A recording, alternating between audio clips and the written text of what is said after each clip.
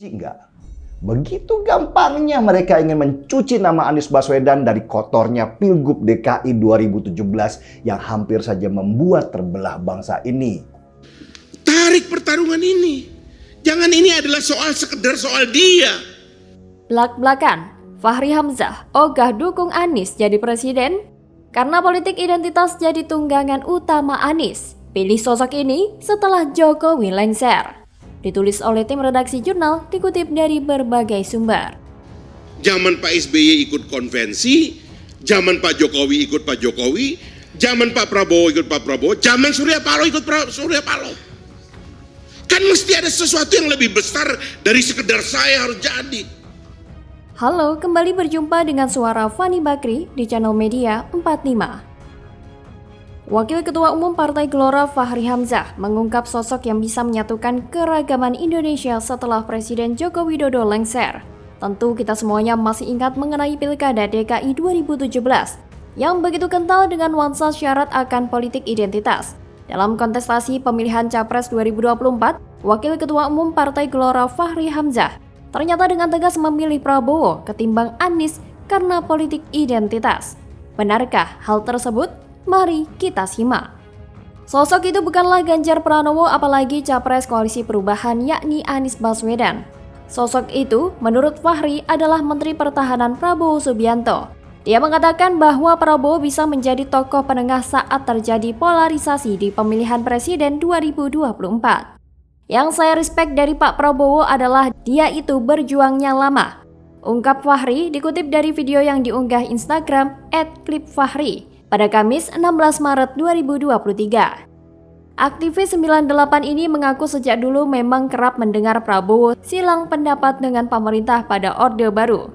Padahal Prabowo menantu Presiden Soeharto saat itu. Itulah yang menurut Fachri Hamzah luar biasa. Belum lagi dengan pidato Prabowo, ia bilang muatannya kerap mengkritisi konglomerasi. Keyakinan Fachri makin kuat ketika melihat rekam jejak Prabowo sebagai pendiri partai. Meski dipandang sebelah mata di awal, namun ex-petinggi Kopassus itu menurutnya konsisten dan setia di jalan partai politik. Dan akhirnya kemudian dia masuk dalam pemerintahan dan ikut ke dalam membangun pemerintahan setelah lama jadi oposisi. Hal itulah yang menurut Fachri Hamzah merupakan kesetiaan pada gagasan demokrasi yang kemungkinan bisa menjadi tokoh pemersatu. Apa yang diungkapkan oleh Fachri Hamzah memang tidak salah, tapi kurang tepat. Bukan hanya Prabowo, tapi juga Ganjar Pranowo. Gubernur Jawa Tengah itu tidak akan menggunakan politik identitas karena Ganjar merupakan sosok Pancasilais.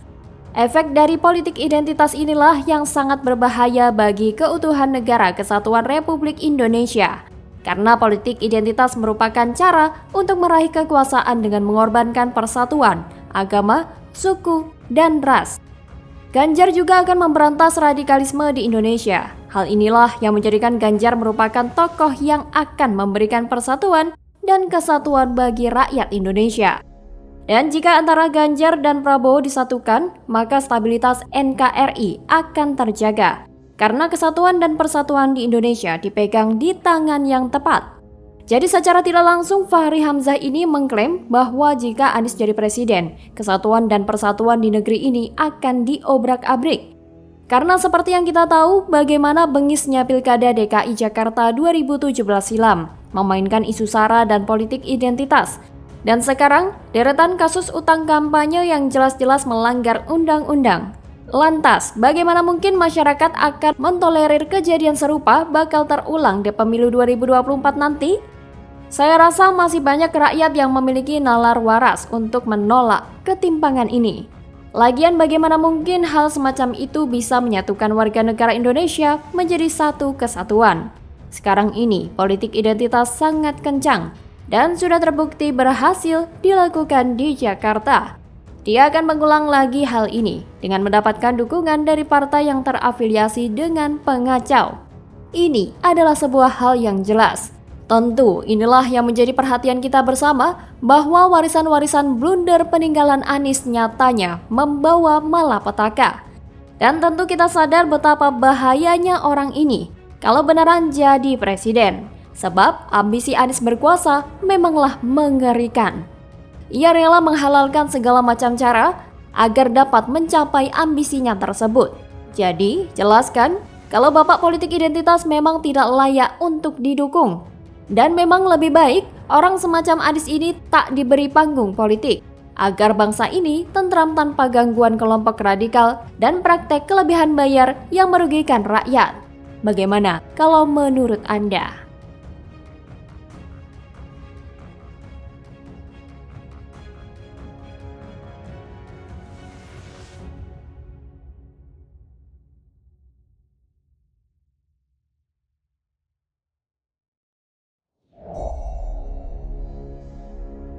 Thomas Lembong bongkar proyek bermasalah dan konflik internal Ancol. Peninggalan GEIS pendukung Anies emang rusak. Ditulis oleh tim redaksi jurnal, dikutip dari berbagai sumber. Itu yang menjadi beban kami saat ini. Ya, jangan-jangan si GEIS ini keluar dari PT Pembangunan Ancol itu bukan karena takut dipecat, tapi takut dimintai keterangan KPK ya.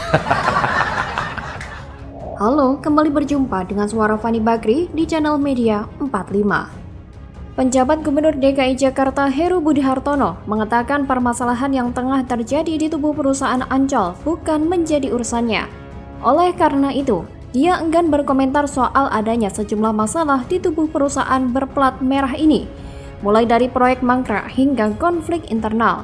Sebelumnya, Eks-Komisaris Utama dan Independen PT Pembangunan Jaya Ancol, Thomas Trikasih Lembong, membongkar sejumlah masalah yang ada di tubuh perusahaan Ancol, mulai dari proyek mangkrak hingga konflik internal.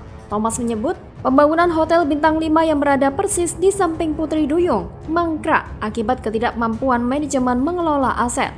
Tak hanya itu, pembangunan ABC Mall atau Ancol Beach City pun mandek tersebab konflik internal.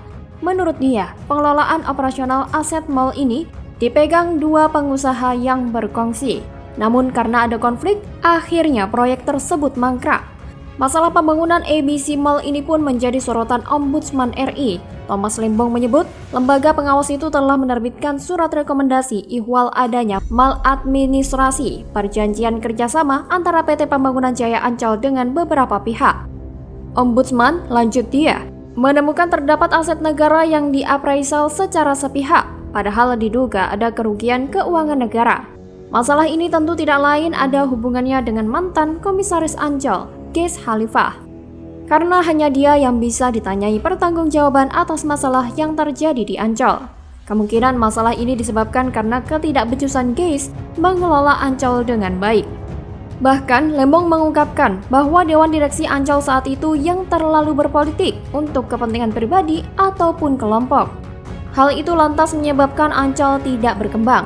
Bahkan ada sejumlah carut-marut dalam pengelolaan Taman Rekreasi Ancol.